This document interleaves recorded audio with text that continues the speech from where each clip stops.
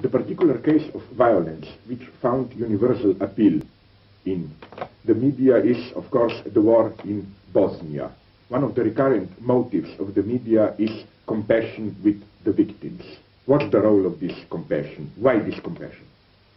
The problem of the West, of the big media, was how to show compassion, but while precisely by showing compassion, avoiding the identification with this horrifying gaze of the other, in other words, maintain a proper distance. I think that the whole point of compassion is that it allows you breathing space, it allows you a kind of patronizing distance towards the other. If you say, isn't it horrible to see the kid whose leg was blown apart with a Serbian bomb on a Sarajevo street, okay, this is still nothing against it, pure shock. But the logic of solidarity is not this.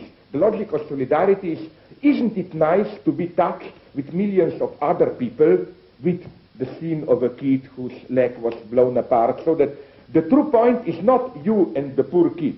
The true point is your identification with all of other people who feel good precisely by being solidary. This is, as it were, the constitutive life in this solidarity, which is why I think that it's even more complicated here.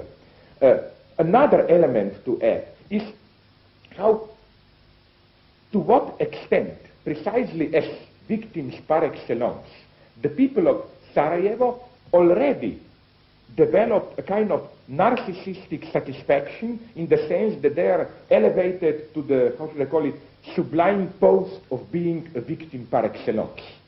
So that they liked it very much, they enjoyed very much the idea that they are on the center stage of the world, they are center of attention. So, isn't this a very, very cynical position to claim that the people in Sarajevo enjoy their suffering?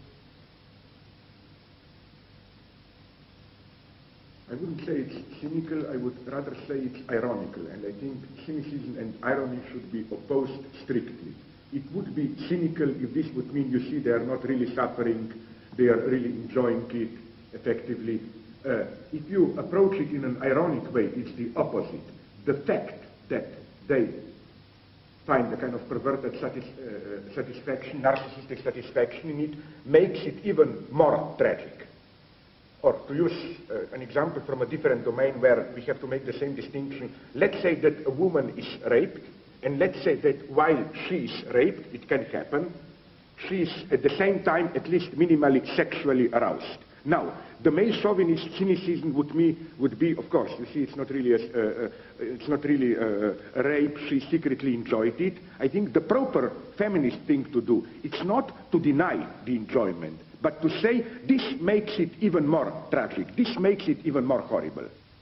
Would you really claim she enjoys it? It is possible to enjoy it. Okay, I mean, what I know from reports of women. I'm not claiming to read women's mind, but as to the last part of your question, is it possible to enjoy it?